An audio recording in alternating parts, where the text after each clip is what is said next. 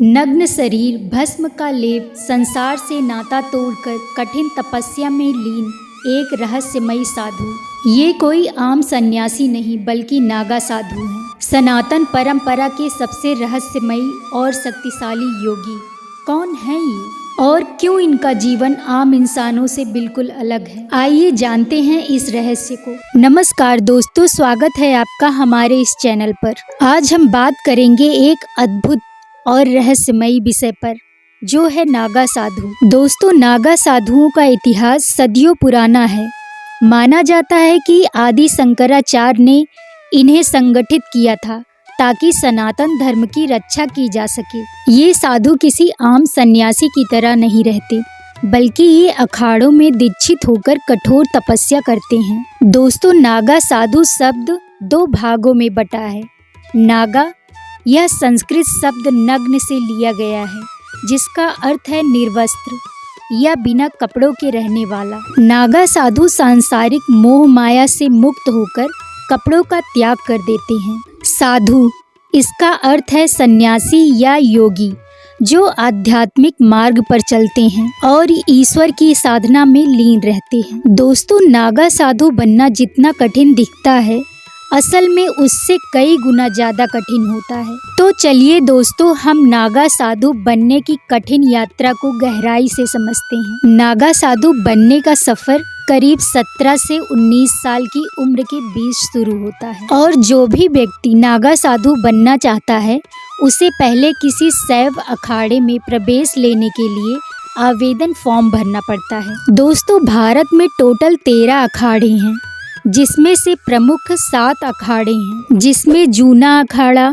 महानिर्वाणी अखाड़ा, अटल अखाड़ा, निरंजनी अखाड़ा, आनंद अखाड़ा, अग्नि अखाड़ा और वैष्णव अखाड़ा शामिल हैं। इसमें से किसी एक अखाड़े में एप्लीकेशन देने के बाद जो अखाड़े के वरिष्ठ साधुगण होते हैं, वो अक्सर व्यक्ति को समझाते बुझाते हैं कि वो वापस अपने घर लौट जाए, क्योंकि नागा साधु बनने का पथ चुनना केवल एक डिसीजन नहीं बल्कि एक यात्रा है। उनको ये बताया जाता है कि उन्हें सभी सांसारिक इच्छाओं से दूर रहकर ध्यान करना होगा, अपना पुराना जीवन त्यागना होगा। नागा साधुओं का जीवन कठिनाइयों से भरा होता है, लेकिन अगर बहुत समझाने के बाद भी जब व्यक्ति नहीं मानता, तो अखाड़ा अपनी जांच पड़ताल करता है। फिर अखाड़े के कुछ साधु उस व्यक्ति के घर वालों से मिलने आवेदक के घर पर भी जाते हैं, परिवार वालों से पूछने और बताने कि उनका बेटा नागा साधु बनना चाहता है। अगर परिवार के लोग भी सहमत होते हैं, तो अखाड़े के कुछ साधु पुलिस स्टेशन जाते हैं आवेदक का क्रिमिनल रिकॉर्ड चेक करने के लिए। अगर ये सब चीजें सही रहती हैं, तो आवेदक की नागा साधु बनने की जर्नी स्टार्ट कर दी जाती है। दोस्तों, नागा साधु बनने का सफर 12 सालों तक चलता है। यह प्रक्रिया 3 स्टेज में बांटी गई है: महापुरुष, अवधूत, दिगंबर। महापुरुष चरण, यह नागा साधु बनने का पहला और सबसे महत्वपूर्ण चरण है। इस दौरान शिष्य को उनके चुने हुए अनुभवी गुरु की शरण में रहकर ब्रह्मचर्य और सन्यासी जीवन की शिक्षा दी जाती है, और इसी चरण में साधु को अपने पुराने नाम, परिवार, रिश्ते और सांसारिक इच्छाओं को पूरी तरह से छोड़ना पड़ता है। शुरुआत में साधु गेरुआ वस्त्र पहनता है और केवल साधना व सेवा में लीन रहता है। उसको कठोर अनुशासन, नियमबद्ध दिनचर्या, सीमित भोजन और ध्यान का अभ्यास कराया जाता है। शिष्य को मंत्र जाप, योग, ध्यान और शिव उपासना करना सिखाया जाता है। इस चरण की अवधि व्यक्ति की योग्यता और समर्पण पर निर्भर करती है। यह लगभग 3 से 5 साल या उससे अधिक भी हो सकती है। इसी दौरान शिष्य को महापुरुष घोषित किया जाता है और पंच संस्कार की प्रक्रिया कराई जाती है। गुरु अपने प्रेम कटारी से शिष्य की शिखा काटते हैं। दोस्तों, नागा साधु बनने की प्रक्रिया का दूसरा और कठिनतम चरण होता है अवधूत। इस स्टेज में महापुरुष साधु पूर्ण रूप से वैराग्य की ओर बढ़ता है और कठिन तपस्या करता है। अवधूत बनने की प्रक्रिया सुबह 4 बजे शुरू होती है। शिष्य को गंगा नदी के किनारे ले जाया जाता है।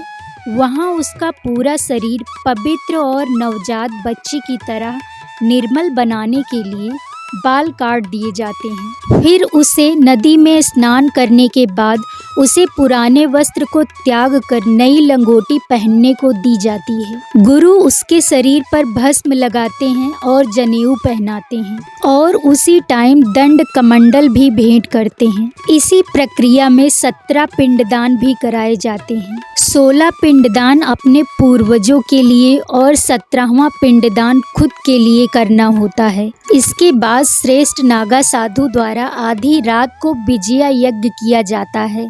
यज्ञ के प्रारंभ में ही गुरु एक बार फिर से शिष्य से पूछते हैं कि अगर वो अपने घर वापस लौटना चाहता है तो जा सकता है, पर जब वो इनकार कर देता है तो अखाड़े के आचार्य महामंडलेश्वर या पीठाधीश्वर उसे गुरु मंत्र देते हैं। इसके बाद शिष्य को धर्म ध्वजा के नीचे बैठाया जाता है। उन्हें शिव मंत्र का जाप कराया जाता है। फिर अगली सुबह 4 बजे शिष्य को गंगा के किनारे ले जाया जाता है। वहाँ उससे 108 डुबकी लगवाई जाती है और उसे दंड कमंडल को त्यागने को कहा जाता है। इस 24 घंटे की प्रक्रिया में शिष्य को उपवास रखना होता है। इसके बाद उसे अवधूत सन्यासी घोषित कर दिया जाता है। जब यह प्रक्रिया पूरी हो जाती है तो इसके बाद उन्हें ठंड और गर्मी में बिना किसी सुख सुविधा के रहना पड़ता है। उन्हें हिमालय, जंगलों और दूर दराज के स्थानों में जाकर साधना करनी होती है। वे महीनों तक मौन व्रत या उपवास रखते हैं। साधु अब स्वयं को शिव का प्रतिनिधि मानता है और पूर्ण रूप से भक्ति में लीन हो जाता है। नागा साधु बनने का तीसरा और अंतिम चरण होता है दिगंबर।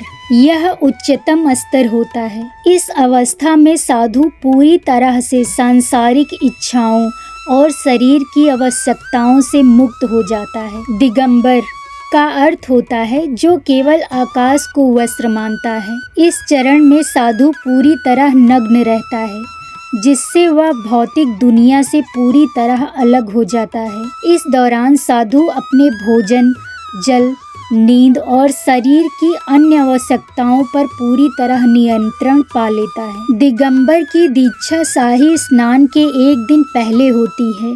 यह प्रक्रिया सबसे कठोर और गुप्त होती है। इसमें केवल श्रेष्ठ साधु ही शामिल होते हैं। इस प्रक्रिया के समय शिष्य को धर्म ध्वजा के नीचे बैठाया जाता है। उस टाइम वो 24 घंटे का व्रत रखता है। इसके बाद तंग तोड़ संस्कार किया जाता है।